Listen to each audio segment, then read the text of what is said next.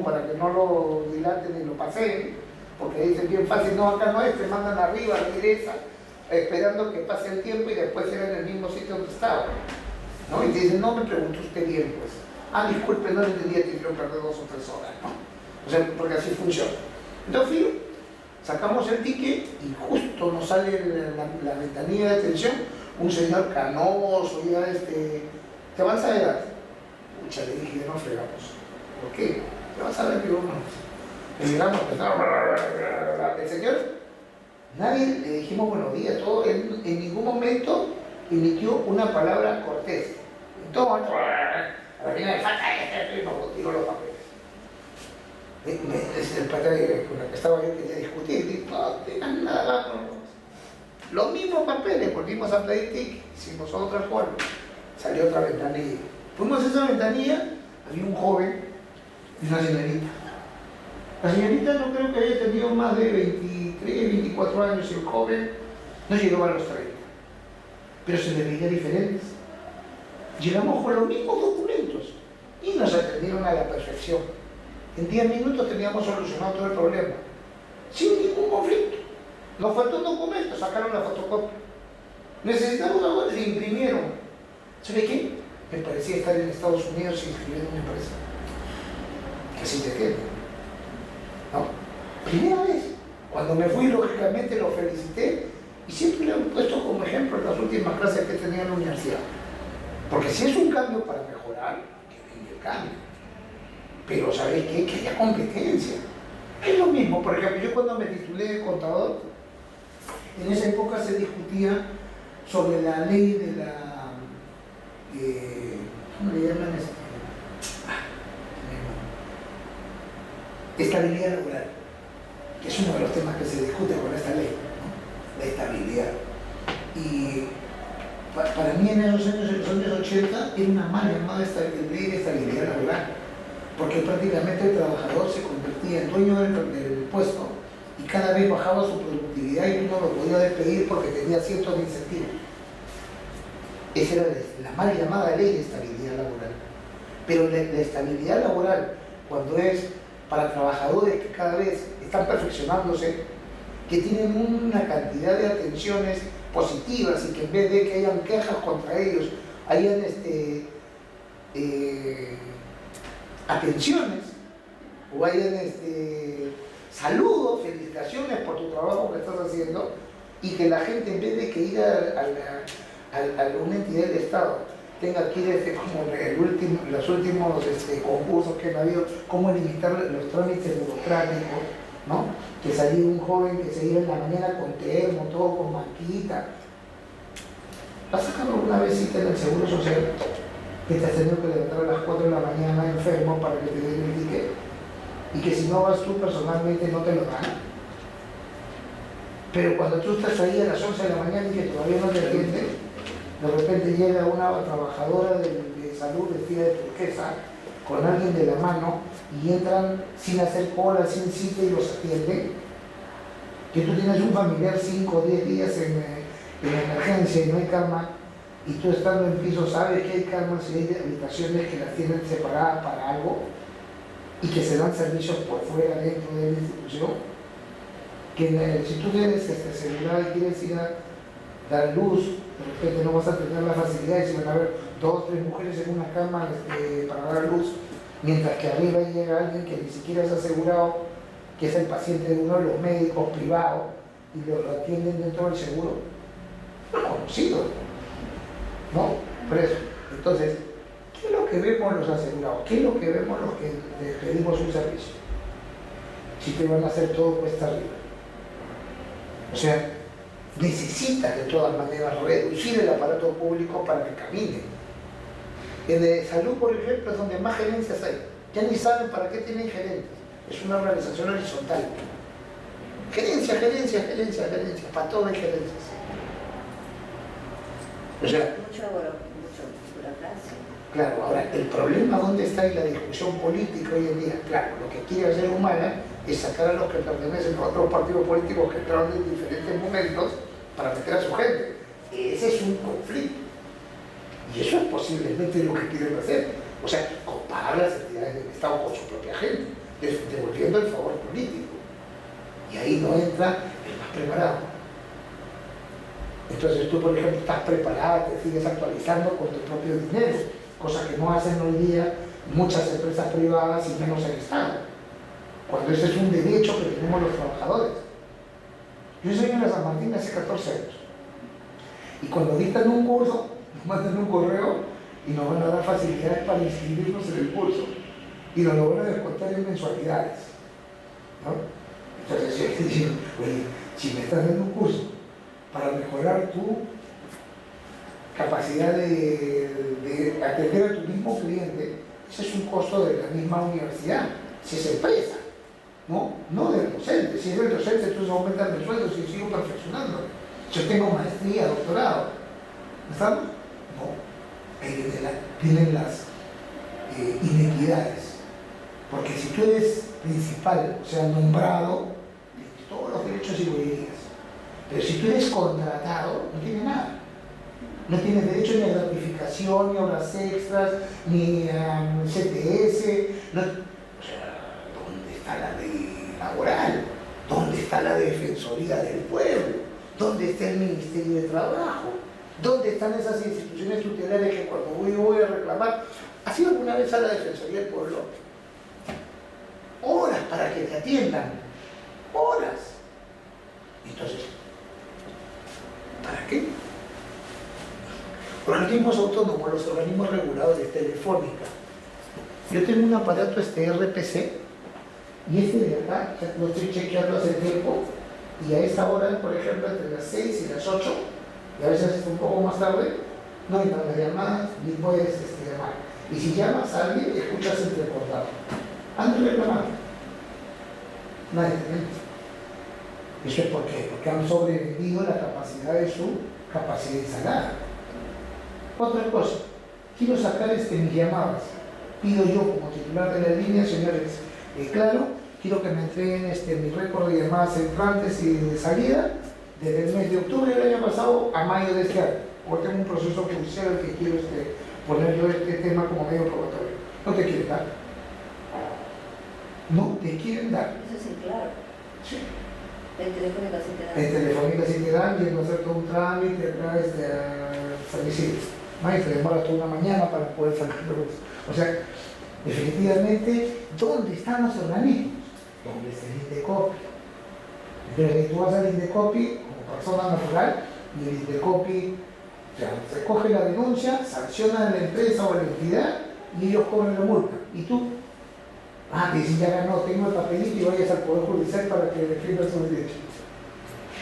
Pero si tú eres delgado, ¿no? Ser defensor de los derechos de los consumidores y constituyes tu ONG, entonces vas a hacer defensa de los derechos del consumidor, pero mediante una asociación sin fines de lucro que persigue que se defiendan esos derechos.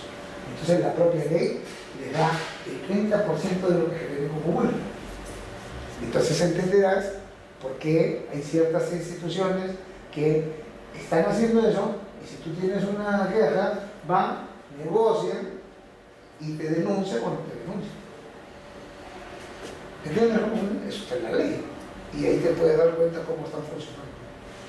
Pero acá cada uno podría tener pues su propia visión del tema.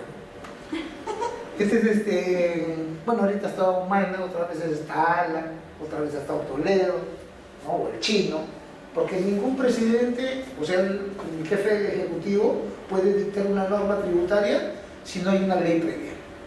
Ese es el viejo apotegma del derecho romano. Nullum tributum sine ley previa. En el derecho penal se aplica lo mismo. Nullum pena sine ley previa, ¿no? O sea, básicamente es lo mismo. Él lo ve pues como una santa paloma, viendo cómo nos van a cambiar el tema tributario, porque por si acaso ahorita se ha preparado ya un paquete tributario que va a estar por salir, ¿no? Y eso va a incrementar los tributos que se tengan que pagar. Definitivamente no sabemos. ¿Cómo dijo qué significa el latín? Nullum tributum sine ley previa. Ahí lo tienes. Sí. Ahí está. Ahí lo tienes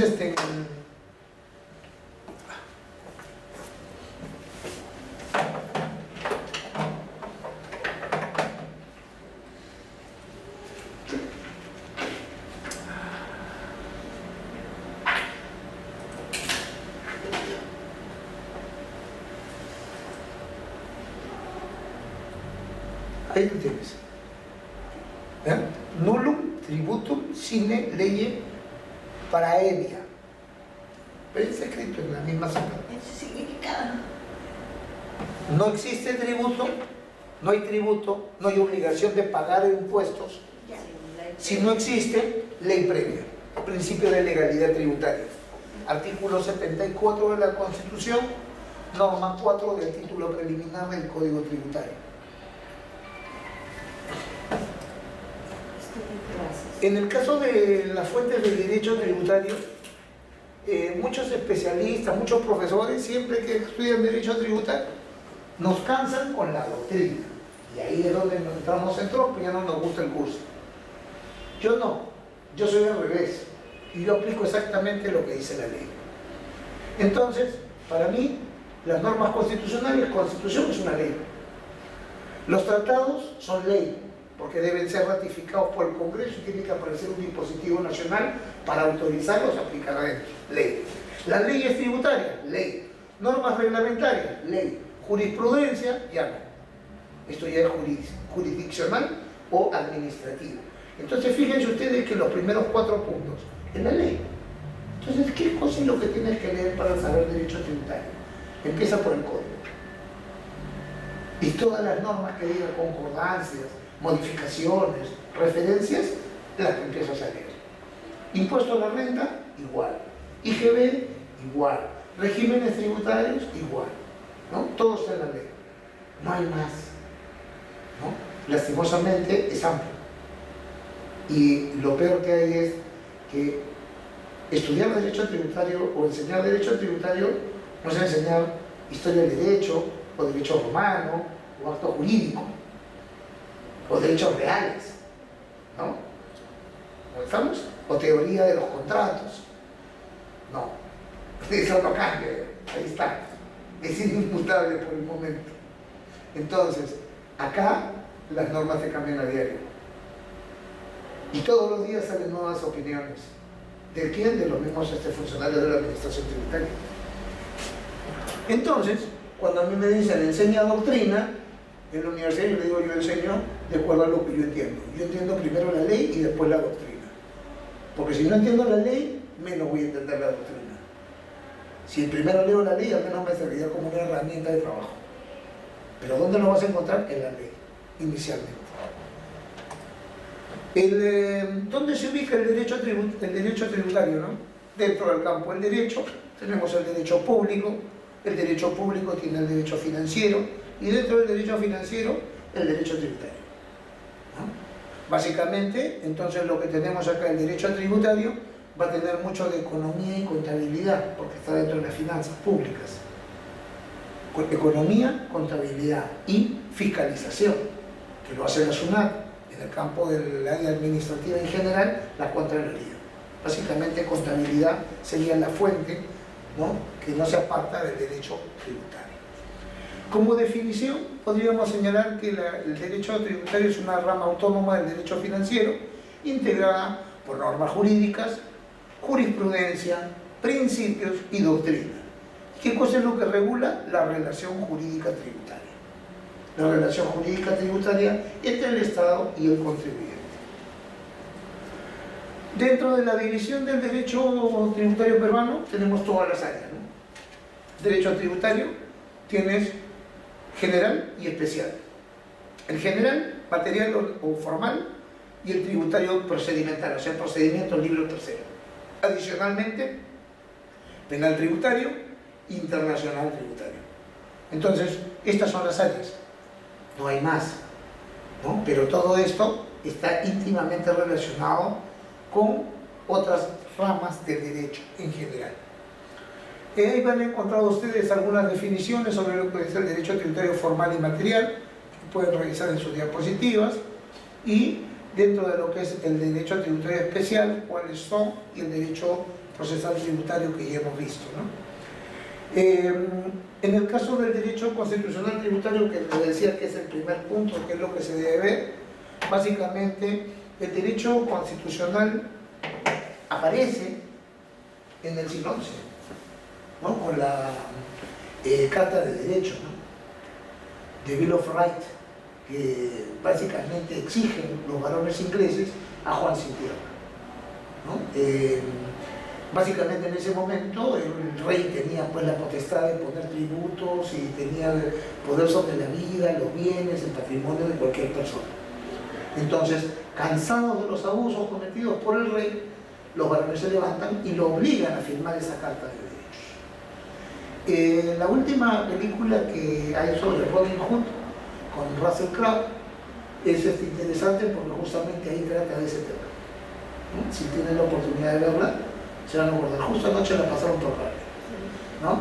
Es bien interesante porque se ve cómo es que se levanta y cómo pide el pueblo el derecho a vivir libre y a tener la potestad de generar su propia riqueza producto de su trabajo, y no que venga alguien y se lo quite sin dejarlo con nada, ¿no? O sea, ese es el mensaje general de todo este tema, ¿no? Y básicamente el derecho constitucional tributario es el primer punto que se debería tocar antes de empezar a revisar el derecho tributario formal que está en el código que estamos revisando.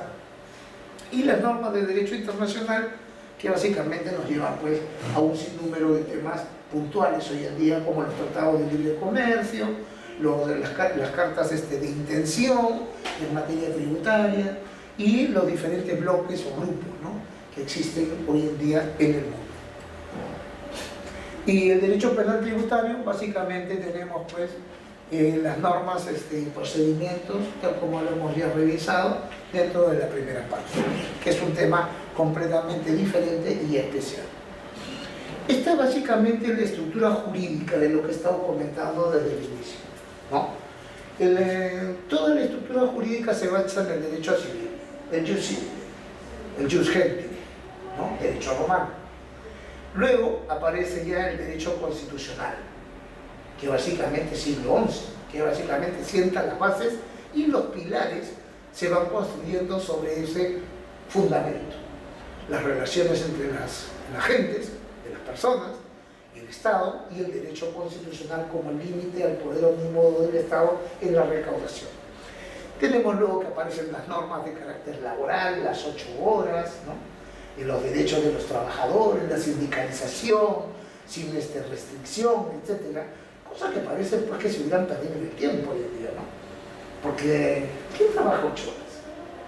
Si te vas tú marcada exactamente tu horario, alguien te mira mal, ¿no? O sea, tal vez el próximo mes, el mes que tienes que renovar, no te vas a poder salir de eso y no vas a cobrar horas extras porque no te las pagan, ¿no?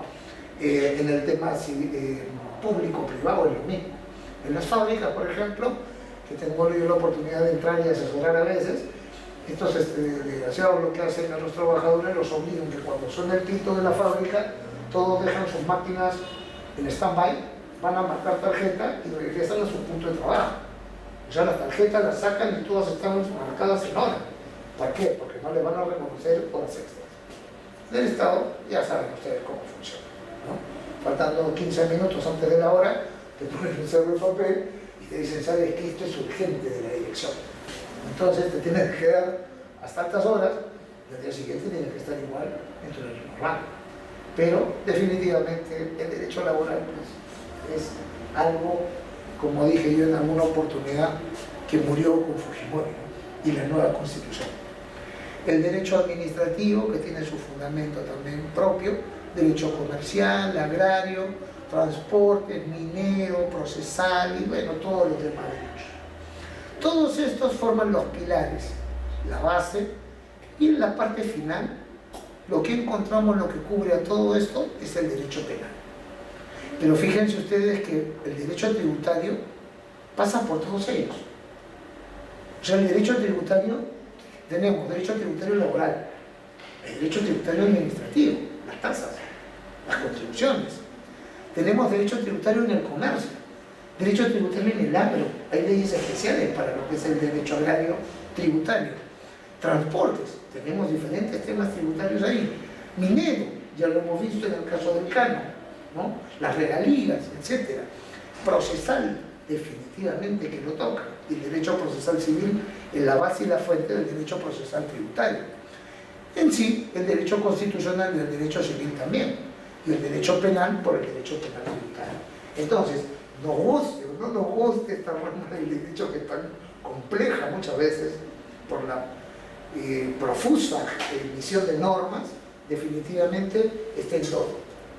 Nos toca a nosotros directamente el bolsillo, en lo que me está señalando se les van a aumentar los impuestos a los trabajadores públicos, igual a los trabajadores de la actividad privada, y no recibimos nada a cambio.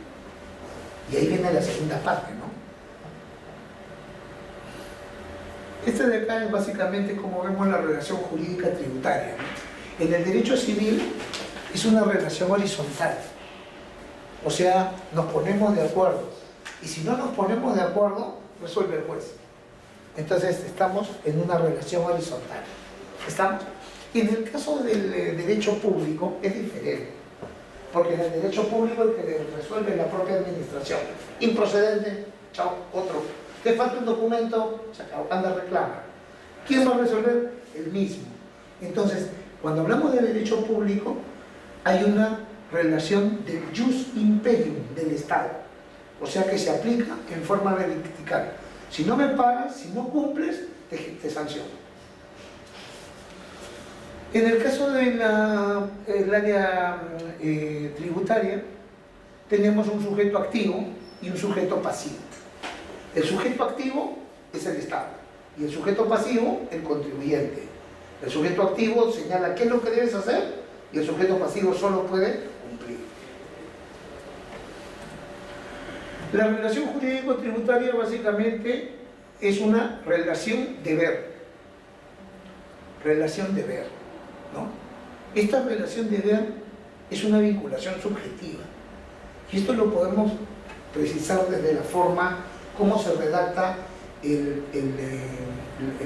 la obra del pacto social, la Rousseau, ¿no? O sea, básicamente ese tratado nos señala que desde que el hombre vive en sociedad está obligado a contribuir al desarrollo y sostenimiento de su Estado.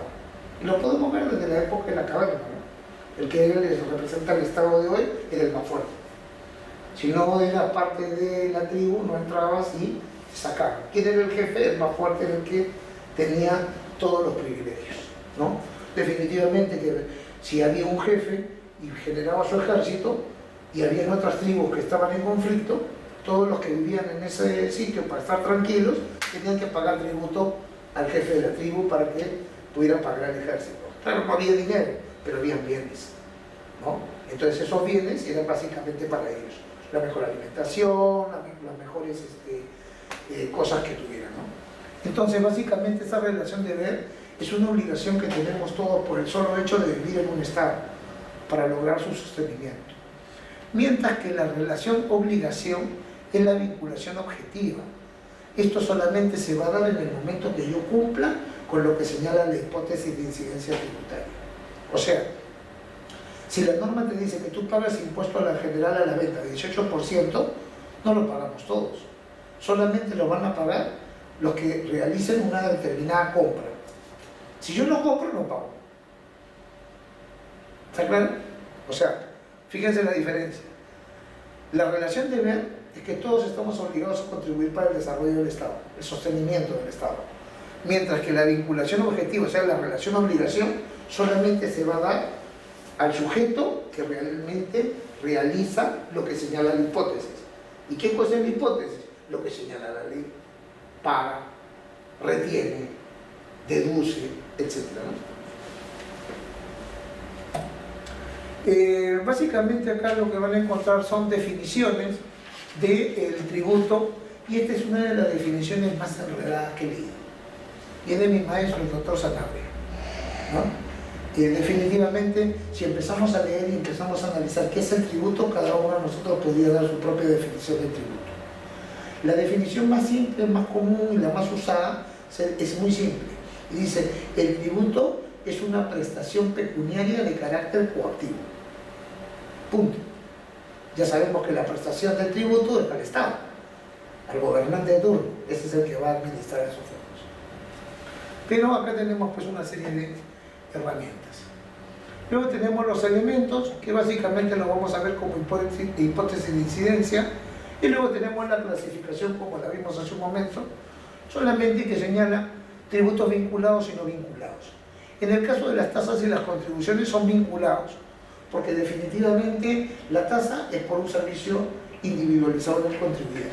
Y la contribución general es básicamente para un determinado sector, un determinado grupo, o sea que reciben algo acá. Mientras que los tributos no vinculados son los impuestos, porque los impuestos los pagas de todas maneras, recibas o no recibas nada del Estado. Esa es la diferencia. ¿Estamos? Si yo quiero, por ejemplo, sacar una licencia, voy a la entidad del Estado y pago mi tasa, ¿no? Cumplo con los requisitos y que me entregue el Estado la licencia. Pero cuando pagas impuesto a la renta, ¿por qué pagas? ¿Qué te debe el Estado a cambio? Se supone, ¿no? Se supone que esto es lo que te debe dar el Estado. Se supone. Principios. Perdón, estos son los principios que ya habíamos visto, ¿no? Lo que te debe dar el Estado.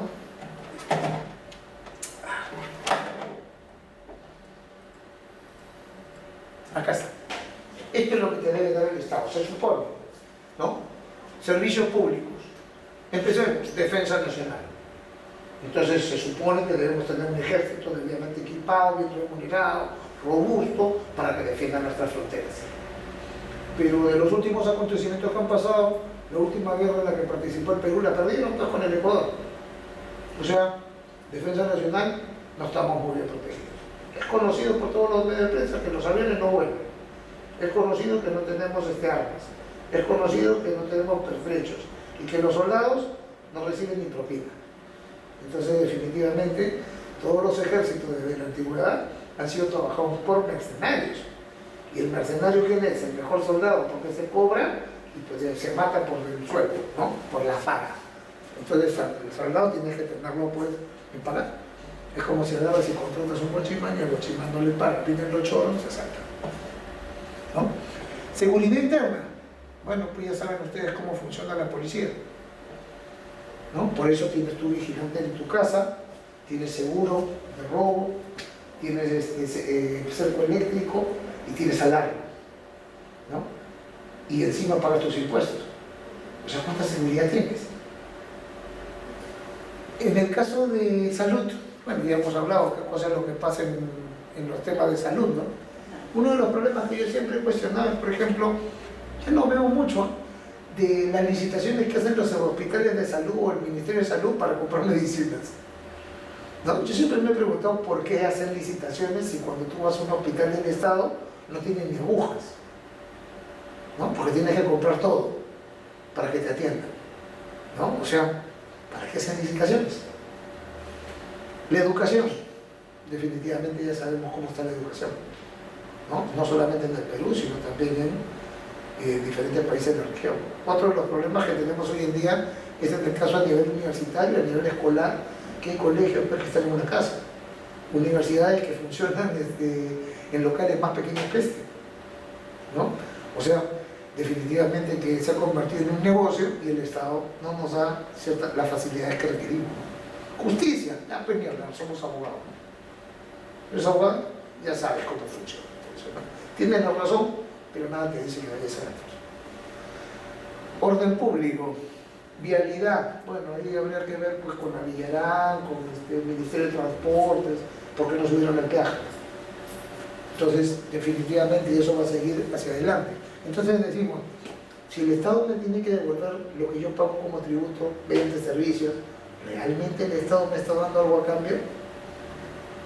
Estamos en la época de la tribu, que realmente tenía alguien que me defendiera mis derechos y por eso yo contribuí y trabajaba para otros. Hoy día trabajamos para otros y no recibimos nada a cambio. Entonces ahí es donde viene tu discusión, ahí es donde viene tu tema. ¿Por qué me van a subir los impuestos?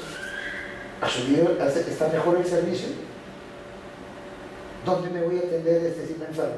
¿En un hospital del Estado? ¿En una clínica? Casi nada usamos en lo que es de salud, muy poco. Tenemos solamente con fachada, pero es que es una pérdida de tiempo enorme. Claro, yo prefiero pagar mi plata en otra clínica. Yo tuve un accidente en el 2002, me fracturé todo eso, ¿verdad? Me llevaron los bomberos y me metieron en el Casimiro Ulloa. En el Casimiro Ulloa pagué el botiquín de varios meses, ¿no? Porque después vi la factura, ¿no? Pero nunca me trasladaron al seguro, yo era asegurado.